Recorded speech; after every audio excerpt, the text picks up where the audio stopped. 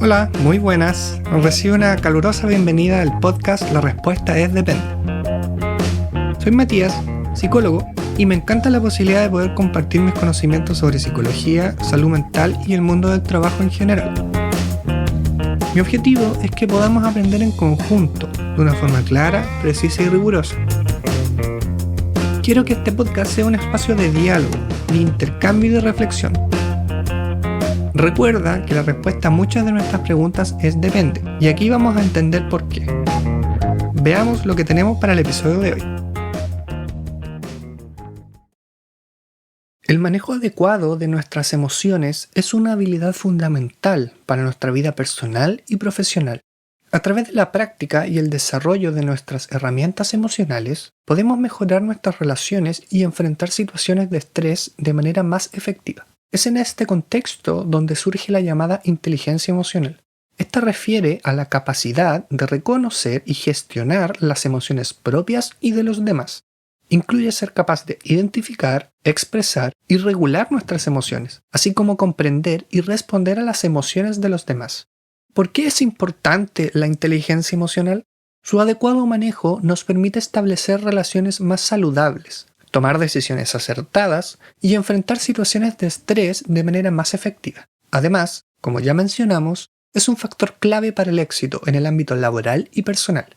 Pues entonces, ¿cómo podemos desarrollar la inteligencia emocional? Para desarrollarla es necesario prestar atención a nuestras emociones, ser conscientes de cómo nos afectan y aprender a regularlas. También es importante practicar la empatía, es decir, ponernos en el lugar de los demás y comprender sus emociones. Además, podemos mejorar nuestra comunicación y habilidades sociales, aprendiendo a expresarnos de manera clara y asertiva. A pesar que todo esto lo tenemos más o menos claro y nos puede resultar incluso obvio, ¿qué harías si una niña o un niño te preguntara, ¿me podrías decir qué son las emociones? ¿Qué le responderías? ¿Cómo le explicarías esto que todas las personas sienten, pero que puede ser difícil de ponerlo en palabras? Te invito a adentrarnos en el mundo de las emociones. En esta nueva serie del podcast, la respuesta es depende. Para tener claridad, mencionaremos lo que abordaremos en este episodio.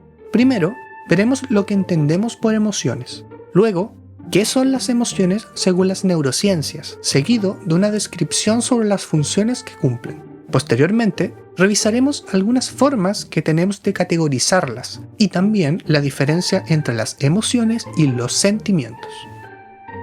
En general, todos entendemos lo que son las emociones, al menos en teoría. Por ejemplo, solemos decir que son opuestas a la razón.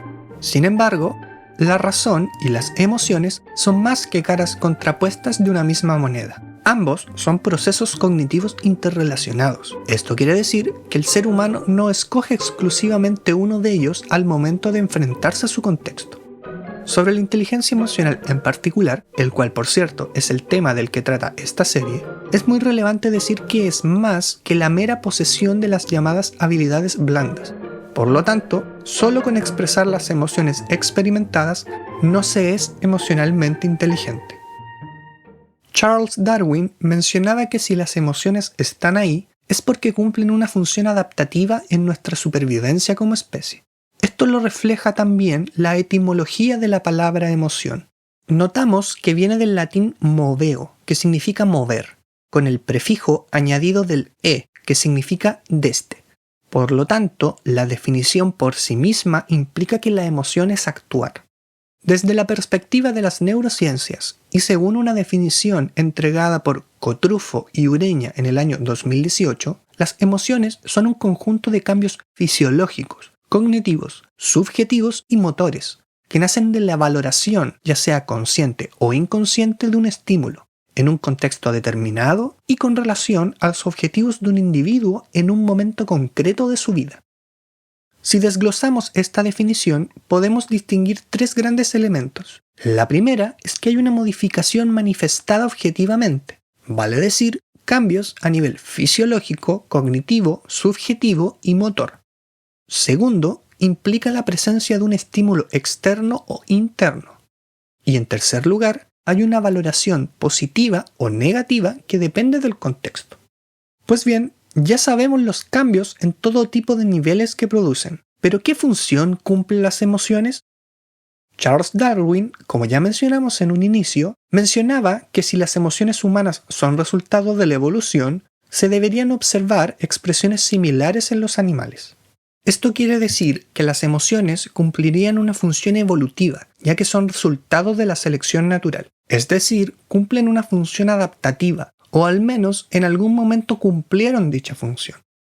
Hoy sabemos que las emociones cumplen un rol social, comunicacional y motivacional. Por ejemplo, podemos distinguir al menos 3 grandes categorías básicas de emociones, las cuales resultan más o menos sencillas de identificar en los animales. La primera es el gruñido o desafío. La segunda gran categoría sería la de terror o susto, el miedo. Y la tercera sería la de placer y de alegría.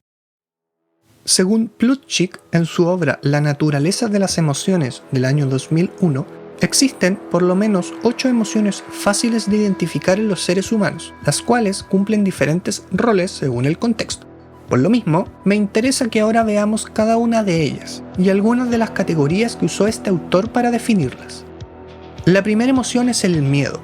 El evento o estímulo que la gatilla es la amenaza. A nivel cognitivo significa peligro. En términos emocionales hay una respuesta de atacar o de huir, y la función que cumple esta emoción es la de protección. La segunda es la ira.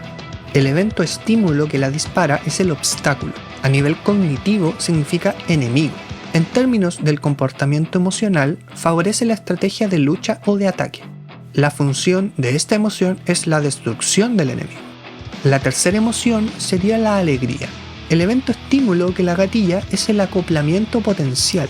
A nivel cognitivo implica posesión. En términos del comportamiento emocional, favorece el cortejo o el acoplarse a una pareja. Y la función que cumple esta emoción es de la reproducción. La cuarta emoción sería la tristeza.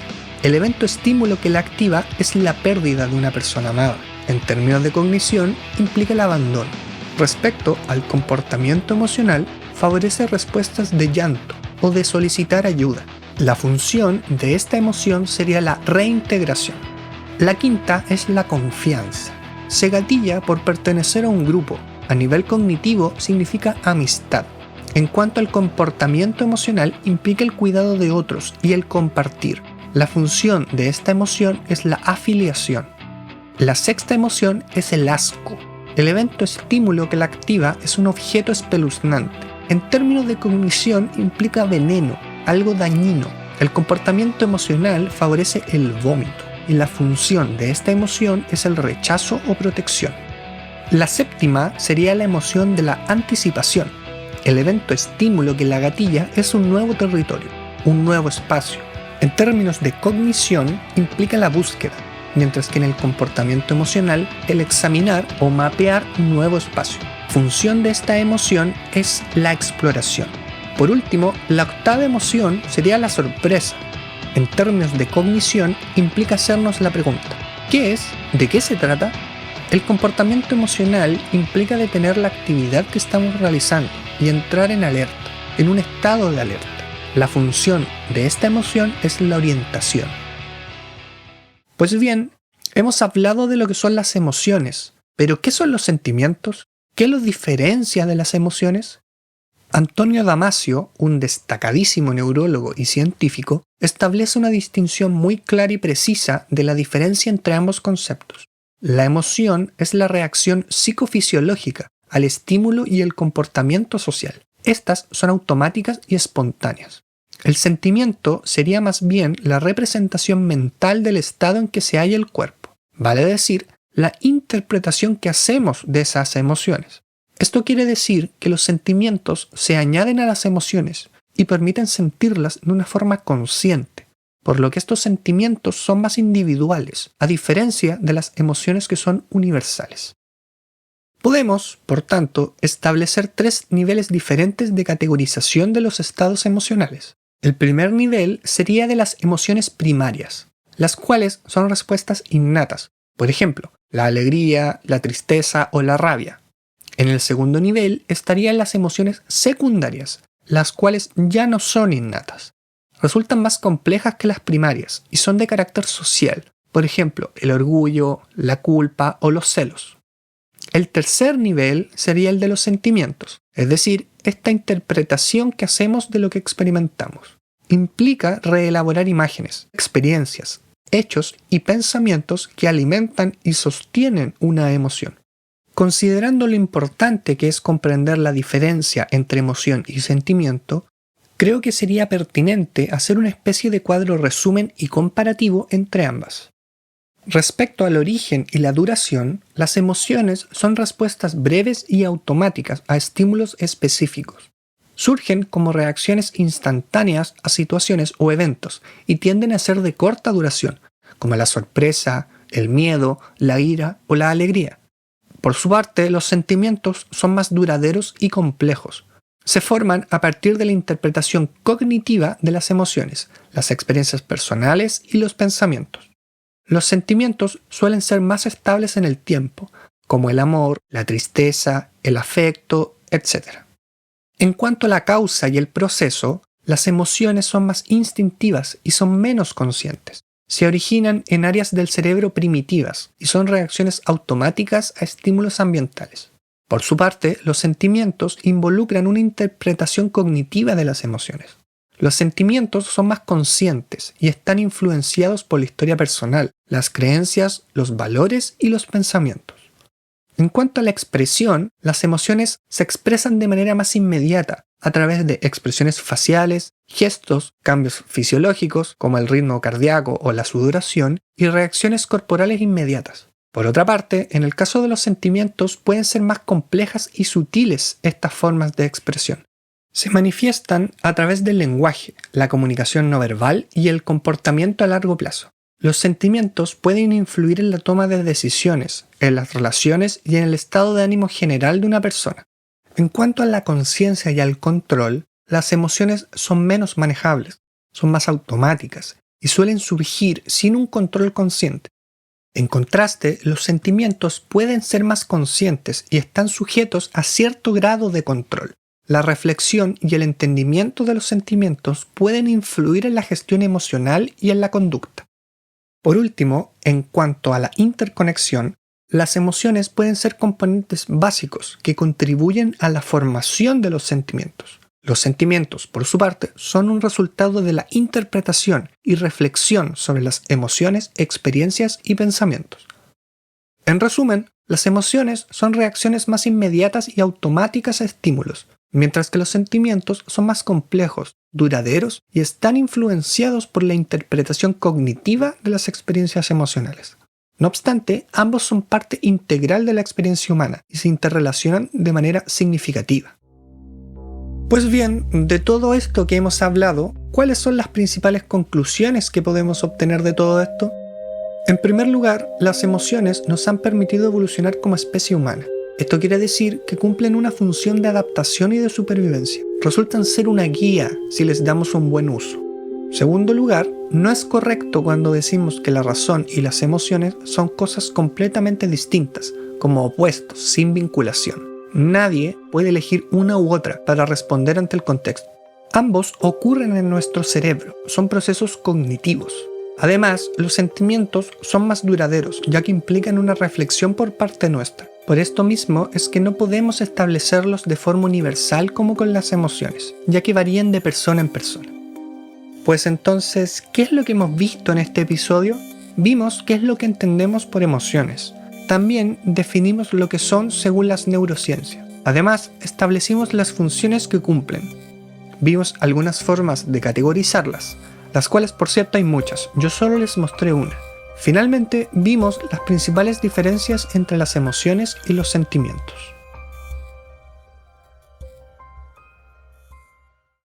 Eso ha sido todo por hoy. Espero que disfrutaras de este episodio y que hayas aprendido algo nuevo para tu vida personal o profesional. Te agradezco por tu atención y por tu tiempo. Recuerda que puedes dejarme tus comentarios a través de nuestras redes sociales. Me encantaría conocer tu opinión. Muchas gracias por estar ahí y nos vemos en la próxima parte del podcast La respuesta es depende. No te lo pierdas.